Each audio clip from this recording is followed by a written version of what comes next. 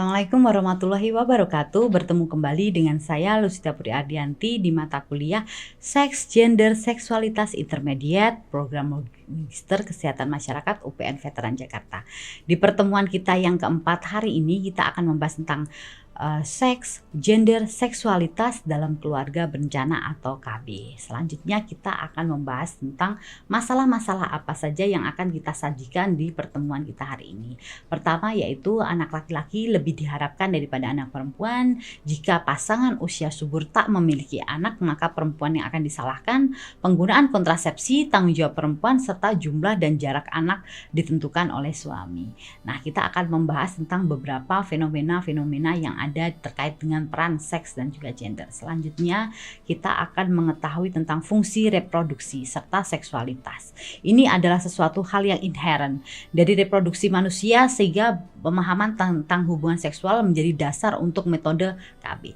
Pendidikan seksual ini sangat erat kaitannya membantu individu memahami tubuh mereka, kesehatan reproduksi dan cara mencegah kehamilan. Jadi tidak bisa yang namanya pemilihan kontrasepsi atas dasar ikut misalkan saudara, khalayak dan lain sebagainya. Tidak bisa seperti itu karena setiap person atau setiap perempuan atau bahkan akseptor KB di sini wajib mengetahui kondisi dirinya sebelum melakukan pemilihan KB atau kontrasepsi ini. Salah satunya ada beberapa hal yang menjadi kontraindikasi sehingga yang bersangkutan tidak boleh memilih KB dengan kehendak sendiri dan lain sebagainya.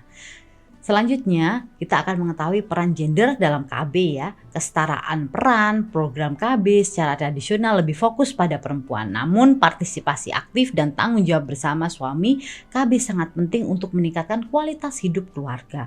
Apalagi ketika jarak kehamilannya dapat ditentukan atau dapat diatur. Sehingga kita bisa mengetahui kapan kita siap untuk dapat melakukan pola asuh, kemudian pendidikan, menghidupi dan lain sebagainya.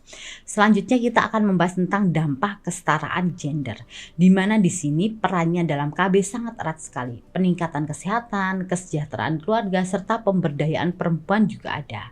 Selanjutnya kita akan mengetahui tentang peran seksualitas dalam KB, pemahaman holistik. Jadi seksualitas itu lebih luas dari sekedar seks, tapi mencakup kesehatan emosional, rasional, dan juga relasi serta pemahaman tentang batasan-batasan sehat. Pengambilan keputusan juga seperti itu. Jadi ketika memakai atau akseptor pertama KB, yaitu orang yang pertama kali pasang KB datang ke pelayanan kesehatan, kita wajib juga menghadirkan pasangannya. Karena di sini pemilihan juga berdasarkan diskusi bersama. Jangan sampai nantinya akan terjadi hal-hal yang tidak diinginkan, ketidakcocokan, ketidakpuasan dan lain sebagainya terkait dengan pemasangan KB tersebut. Kemudian mengurangi kekerasan seksual, pendidikan seksual, mempromosikan serta kesetaraan gender yang juga berperan dalam mengurangi resiko kekerasan seksual. Selanjutnya, fenomena seperti ini pasti banyak mendengar ya, terutama ketika di Indonesia menyebutkan bahwa anak laki-laki lebih diharapkan daripada anak perempuan. Selanjutnya kita akan tahu bagaimana persepsi tersebut muncul. Persepsi tersebut muncul oleh sistem patriarki, di mana pandangan ekonomi dan stereotip gender sudah lama dan terutama di Indonesia, sehingga memposisikan anak laki-laki dipandang sebagai penerus nama keluarga. Nah, selanjutnya kita melihat alasan-alasannya. Ada banyak seperti budaya, peran sebagai penerus, peran ekonomi, stereotip gender, dan juga aspek keagamaan. Interpretasi dari tradisional juga membatasi hal-hal tersebut salah satunya. Kemudian kita akan membahas tentang pentingnya kesetaraan gender. Apakah itu penolakan, menghargai keunikan, atau kesempatan yang setara. Salah satunya yaitu untuk pentingnya menolak stereotip gender yang menyamaratakan kemampuan serta potensi antara laki-laki dan perempuan. Pentingnya kesetaraan gender seperti itu. Jadi setiap anak laki-laki, baik laki-laki maupun perempuan, memiliki potensi unik dan bakat serta kemampuan yang perlu dihargai dan dikembangkan. Kecuali beberapa hal yang tidak mensyaratkan. Misalkan ada suatu badan usaha atau suatu perusahaan yang mensyaratkan ketika memilih karyawan dia ingin salah satu jenis kelamin begitu, misalkan laki-laki, karena dia melihat dari tingkat sisi kebahayaan dan kehati-hatian bisa diperkenankan seperti itu. Tapi hal-hal yang tidak bisa diperkenankan adalah ketika tidak ada alasan yang sangat substansi atau khusus sehingga membatasi ruang gerak wanita. Selanjutnya Nah, anggapan jika pus atau pasangan usia subur tak memiliki anak, maka perempuan yang disalahkan. Nah, anggapan itu keliru. Karena apa? Selanjutnya kita akan tahu bagaimana perempuan dan laki-laki bekerja sama, salah satunya dengan menunjang fertilitas atau kesuburan ini. Jika pus tidak memiliki anak, maka perempuan yang disalahkan. Adalah sebuah pandangan yang keliru dan tidak tepat, karena infertilitas atau ketidakmampuan memiliki anak dapat disebabkan oleh faktor pria, wanita, atau keduanya, bukan hanya perempuan saja. Sehingga pada saat proses misalkan inseminasi, bayi tabung dan lain sebagainya, kita akan melihat dua hal ini dikombin, baik diperiksa kesehatannya si wanita atau si istri atau suami, dan juga pengambilan sampelnya pun bersamaan. Selanjutnya kita akan tahu tentang penyebab infertilitas. Pada pria salah satunya masalah kualitas sperma, gangguan hormon, dan juga pada wanita misalkan gangguan ovulasi atau pelepasan sel telur yang sudah saya jelaskan, salah satunya juga mengakibatkan atau terjadi karena peningkatan berat badan yang signifikan, dan kemudian kombinasi keduanya juga sangat bahaya. Nah, selanjutnya kita akan tahu mengapa pandangan ini keliru. Menyalahkan satu pihak itu adalah satu kekeliruan, karena kita tidak tahu dan tidak paham apakah dan bagaimana hasil pemeriksaannya. Apakah memang kita semata-mata menjadi penyumbang terjadinya ketidaksuburan itu atau bahkan pasangan. Kurangnya pemahaman, harus diberikan edukasi pada kedua pasangan, apalagi pasangan-pasangan yang tidak mau untuk datang memeriksakan secara bersama. Itu merupakan bentuk egoistis di mana dia tidak berpartisipasi dalam mensukseskan yang terjadinya infertilisasi atau kesuburan atau pembuatan atau serta memiliki anak keturunan. Dampak psikologisnya seperti apa?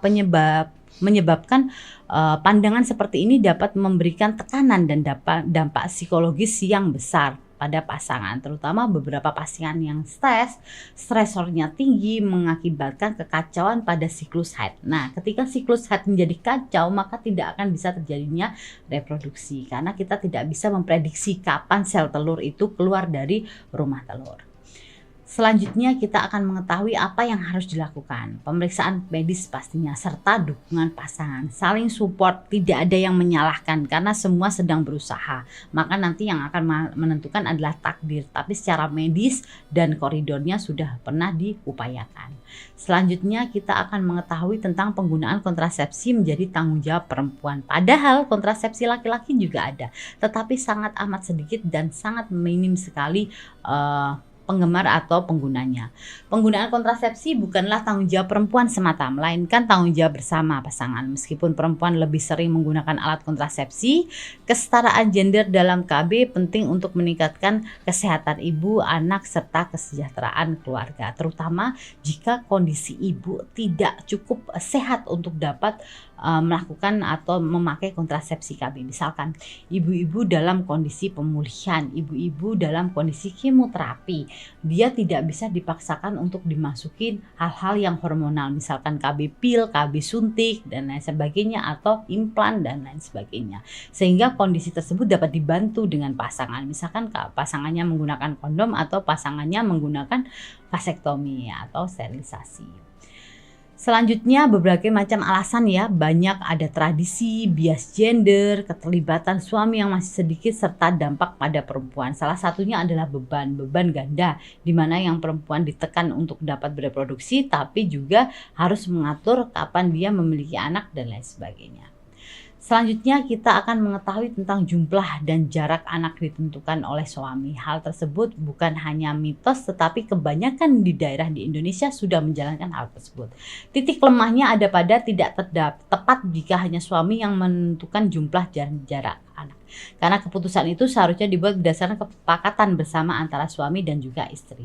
Keduanya memiliki hak yang sama dan perlu berdiskusi secara matang mengenai keinginan serta pertimbangan masing-masing. Misalkan yang bersangkutan masih merasakan trauma pada saat persalinan ataupun kehamilan yang tidak lancar, atau ingin mendidik anak sampai usia berapa tahun, itu merupakan diskusi bersama yang harus disampaikan ke suami, dan suami harus mempertimbangkan hal-hal tersebut untuk memiliki keturunan kembali. Selanjutnya beberapa pertimbangan yang perlu dibahas tentang kesehatan istri pastinya yang tadi sudah dijelaskan, kesiapan finansial Karena di zaman sekarang bukan hanya kita berbicara masalah bisa makan dan terpenuhinya gizi, tetapi juga kesanggupan untuk memiliki pendidikan yang layak, kesiapan mental, psikologis, dan juga kesetaraan keluarga. Beberapa program pemerintah terkait dengan KB. Selanjutnya kita akan membahas tentang apa yang terjadi jika keputusan hanya ditentukan sepihak. Selanjutnya kita akan membahas tentang resiko bagi istri. Memaksakan istri untuk hamil secara berulang tanpa mempertimbangkan kesehatannya dapat membahayakan fisik dan juga mentalnya. Karena yang merasa tertekan sehingga merasakan program atau yang dilalui menjadi sangat sulit dan jadi batu sandungan terjadinya beberapa masalah-masalah yang ada di kesehatan reproduksi.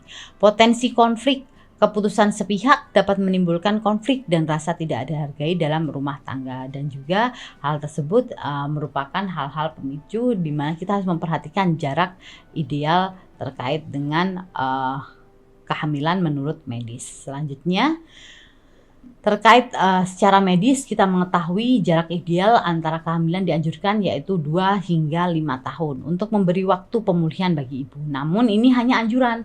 Keputusan tetap ada di pasangan. Beberapa alasan dari berbagai macam penelitian, salah satunya yaitu tingkat kesembuhan dari rahim pada saat atau pasca persalinan. Itu juga menjadi konsentrasi kita yang tinggi karena ketika belum pulih secara 100% akan mengakibatkan perlukaan baru dan akan menjadi sulit untuk ditangani. Salah satunya bisa terjadi karena ibu-ibu misalkan melahirkan dengan SC, kemudian harus SC lagi sebelum 1 tahun padahal luka yang di dalam juga belum kering dan lain sebagainya. Hal tersebut mengakibatkan berbagai macam komplikasi yang terjadi pada ibu. Nah, berikutnya kita sudah selesai membahas pertemuan hari ini di mata kuliah seks, gender, seksualitas intermediate. Semoga pertemuan keempat hari ini terkait dengan KB, keluarga berencana, dapat bermanfaat untuk seluruh sivitas dari program studi Magister Kesehatan Masyarakat UPN Veteran Jakarta. Terima kasih, saya izin undur diri dulu.